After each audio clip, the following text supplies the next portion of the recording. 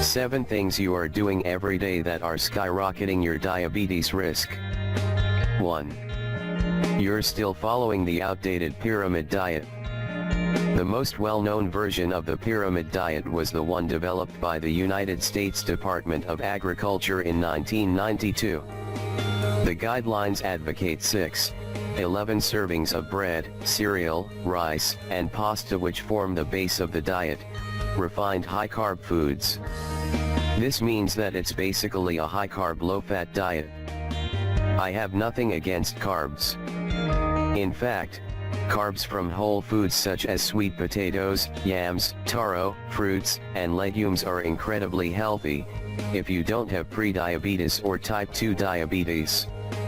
Once you have one of these conditions, any high-carb food you eat will skyrocket your blood sugar levels within 30 minutes and will remain elevated, because your body is unable to metabolize the glucose, so it remains in the bloodstream.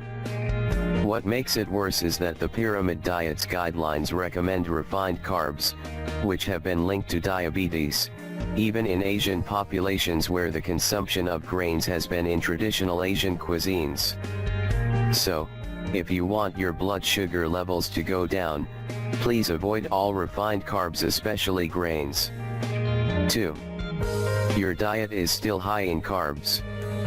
Okay, so you ditch the refined carbs, and now you eat unrefined carbs instead, whole grains like brown rice, whole wheat bread, and roots and tubers like sweet potatoes, yams, and carrots.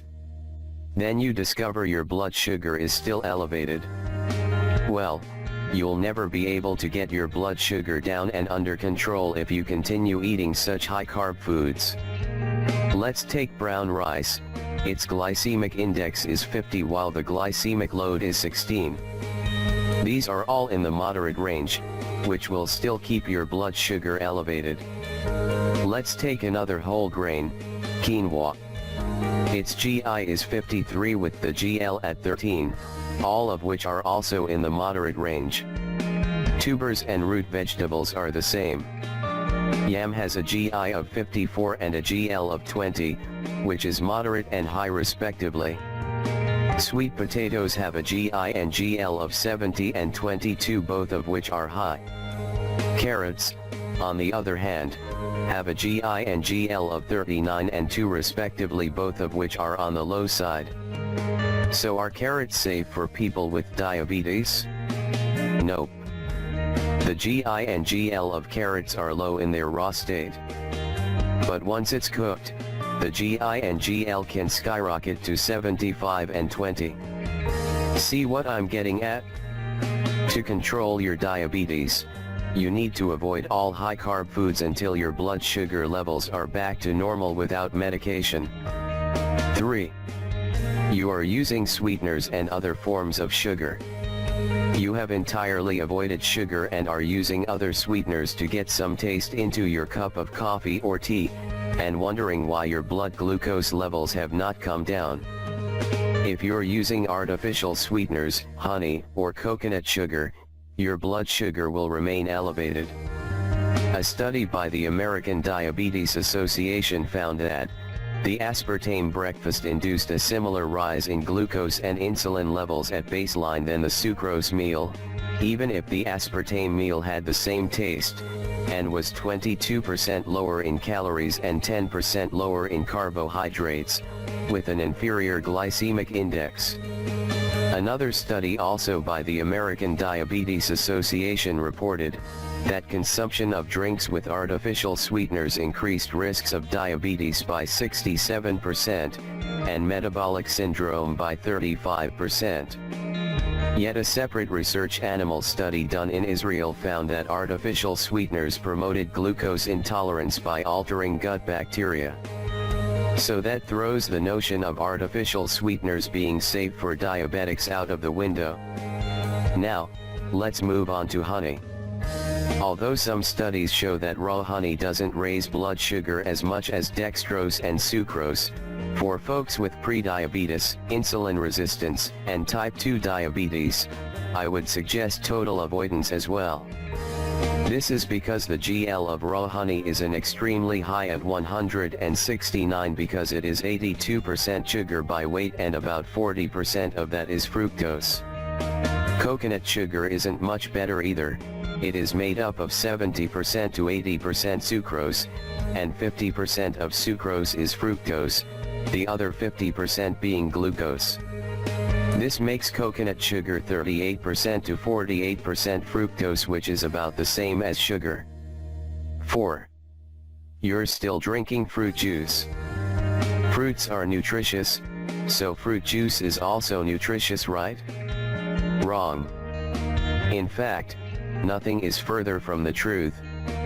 Whole fruits are nature's desserts that are full of phenolic acids, vitamins, trace minerals, phytonutrients, flavonoids, enzymes, and fiber, all of which provide antioxidant, anti-inflammatory protection and other health benefits.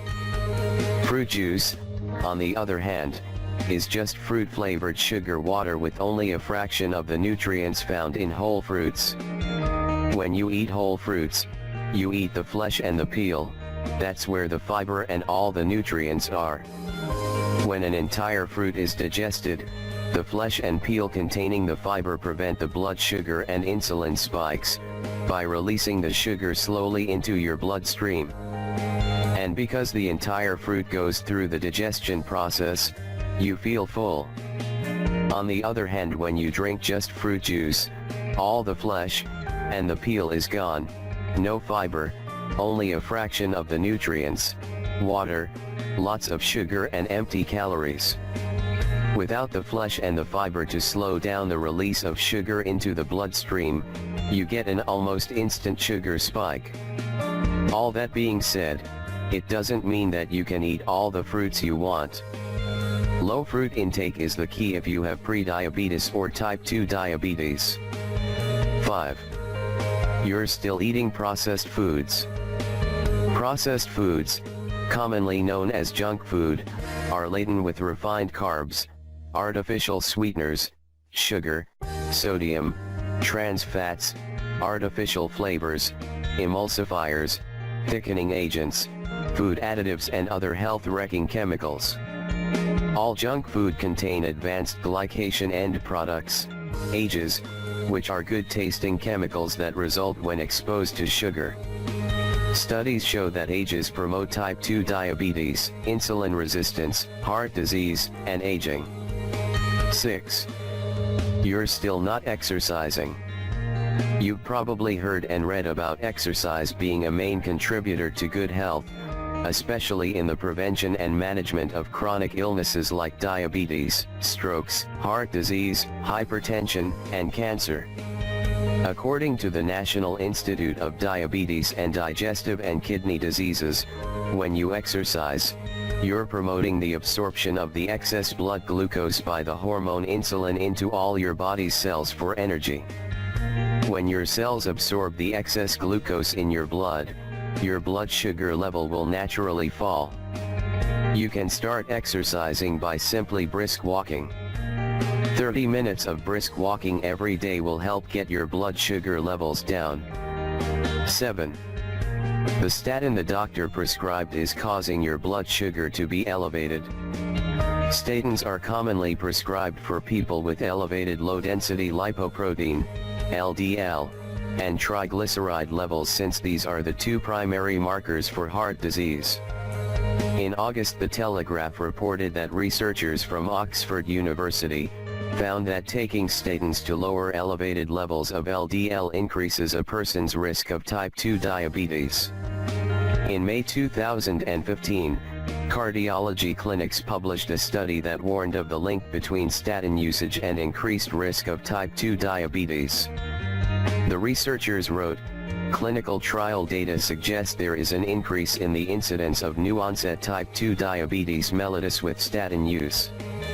Another study published in the Cleveland Journal of Medicine reported that statin drugs now carry a U.S. Food and Drug Administration warning that they may increase the risk of diabetes mellitus and may worsen glycemic control, in patients who already have diabetes. If your doctor has prescribed statins, talk to him or her to let you try dietary and lifestyle approaches to get your lipid levels back to normal instead of using statins. My final note today. If you have prediabetes or diabetes, you just cannot have the cake and eat it, and I mean literally.